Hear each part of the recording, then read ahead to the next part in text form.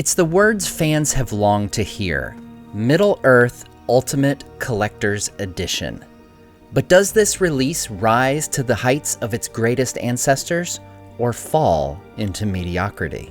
Today on Nerd of the Rings, I'm reviewing the Middle-earth Ultimate Collector's Edition on 4K UHD Blu-ray. If you're new here and enjoy Middle-earth, hit that subscribe button, because we dive into Tolkien's world each and every week. Now right off the bat, it's easy to see that this is the nicest packaging we've had in a Middle-earth release since the extended editions first debuted on Blu-ray. The packaging is much nicer and sturdier than last year's 4K sets, of which mine have already started to show some wear in the cardboard slipcases. Like the previously mentioned extended edition Blu-ray casing, this set uses magnets to make multiple different display options available. It's a nice touch for those who like a good display of their 4K and Blu-ray collections. The individual cases are what you'd expect from a typical movie case. Plastic housing for the discs with a cardboard slipcover.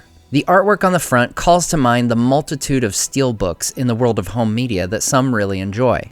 Even though I personally don't get too wrapped up in fancy cases, I can appreciate the fact that some effort went into this one. Now let's move on to what you actually get inside this rather nice package. First of all, you have the theatrical and extended editions of both The Lord of the Rings and the Hobbit films on both 4K and regular Blu-ray. Each Hobbit film is 4 discs: theatrical 4K, extended 4K, theatrical Blu-ray, and extended Blu-ray. Each Lord of the Rings film has 6 discs, 1 each for the theatrical in 4K and Blu-ray, and 2 each for the extended on 4K and Blu-ray. Now, I already reviewed both the Lord of the Rings and the Hobbit trilogies on 4K when they debuted last year. In short, they look incredible. Middle-earth has never looked or sounded better. I'm a big fan of physical media, and owning these movies in 4K is a complete no-brainer to me. If you have a 4K TV or projector, you'll definitely want these films at their best.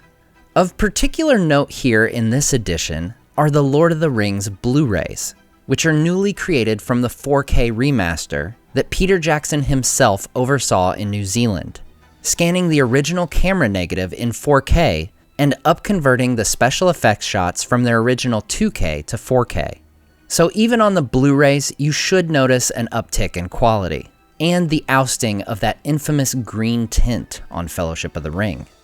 As with the previous 4K set, there are no 3D copies of the Hobbit films. Before we cover the 1-disc bonus features, we'll mention the physical extras included here. In the special features box, you'll get codes to redeem the films digitally, a book, travel posters, and the extra disc. Incidentally, since I already own these digitally from the last go-round, I'll be giving away my codes on Instagram, so follow me there for that giveaway that is now live.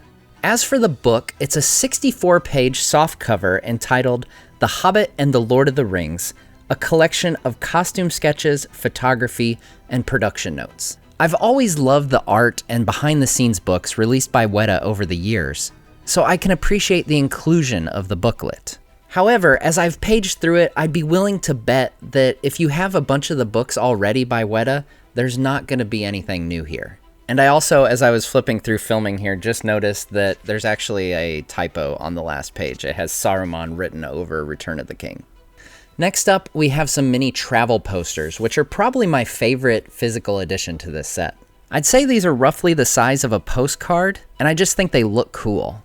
I don't know exactly what I'll do with them, but they're definitely a fun addition to the set. We come to it at last, the 31st disc of this 31-disc set.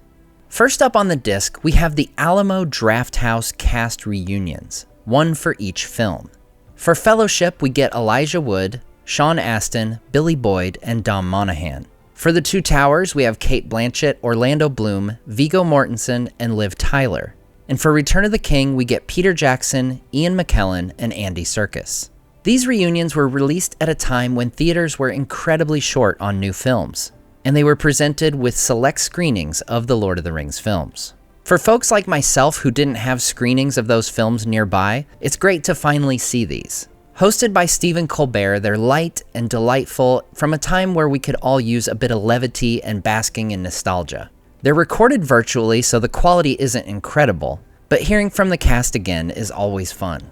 No doubt the highlight of this set as a whole is the Cannes presentation reel. For years, and confirmed by folks like executive producer Mark Ordesky and author Ian Nathan in interviews here on the channel, it has been widely known that this was the moment where the world took notice of this fantasy production taking place in some tiny island country at the bottom of the world.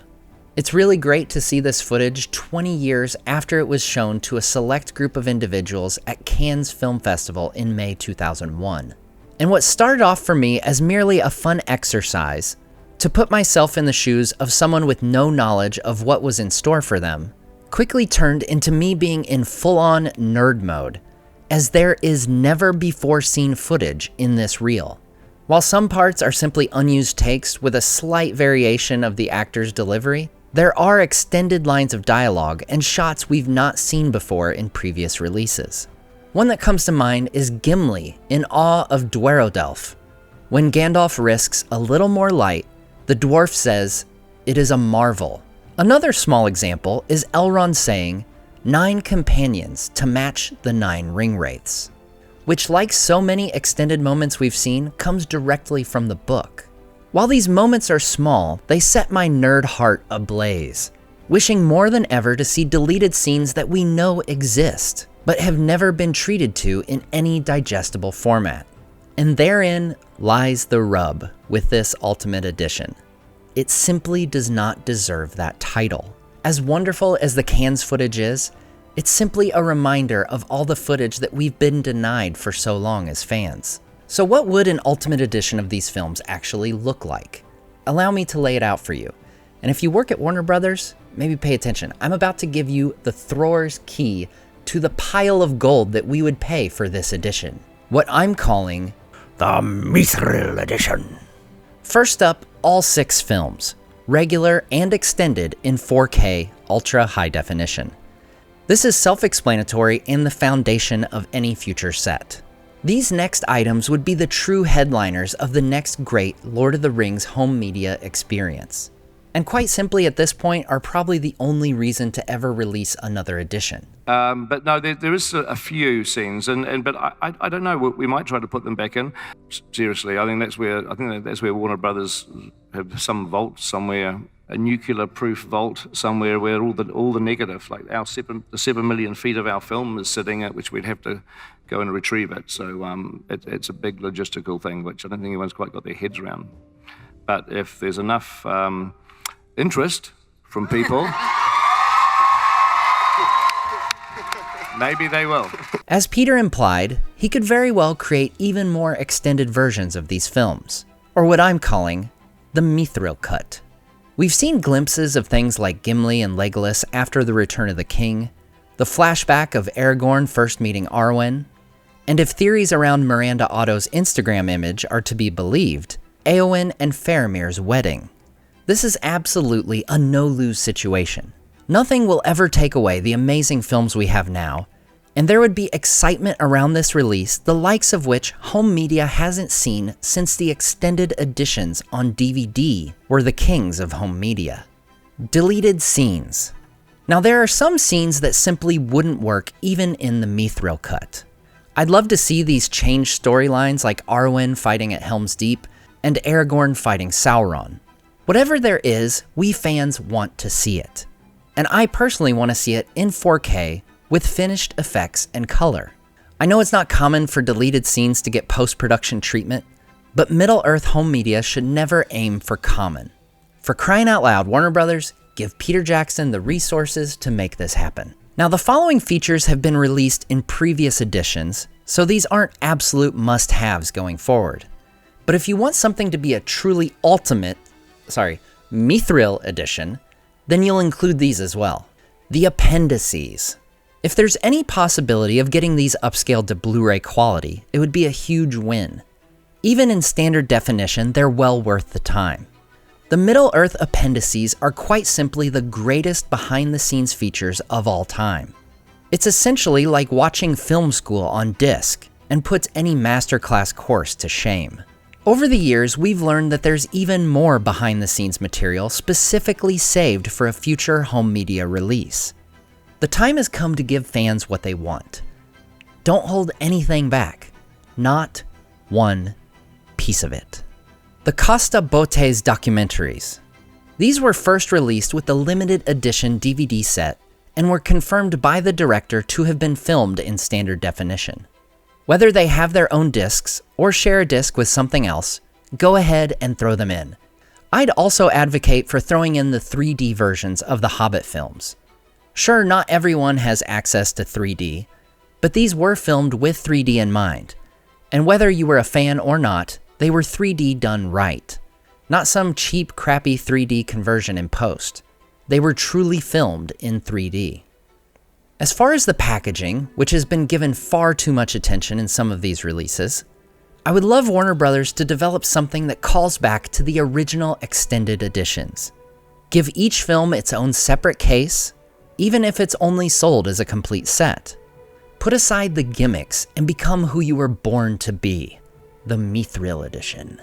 That's truly it. Middle-earth fans don't want or need gimmicky throw-in items, bookshelves, or half-hearted bonus features. The fact of the matter is the formula for a truly great release from Warner Brothers is now incredibly simple. Give fans deleted scenes, more extended versions of the films, plus the multitude of unseen footage and features we've never seen, and the fans will invade the stores to buy this set like orcs descending upon Helm's Deep. Now, I don't want you to get the impression that this set is a waste of time. It's far from it. The films have never looked better than they do here. Having a new Blu-ray of The Lord of the Rings derived from the 4K remaster is a big plus, so we can finally say goodbye to the green tint of the previous Fellowship of the Ring Blu-rays. If you're enticed by the superior packaging, inclusion of regular Blu-rays, and the 4 bonus features on the extra disc, this is a great set. But if you're just looking for the films in 4K and nothing else, last year's release will do the trick. As for me, I'm thrilled to have these movies on 4K, and I'll cuddle up with them like a dragon in a mound of gold. But don't disturb my slumber until we get what we truly deserve, the Mithril Edition.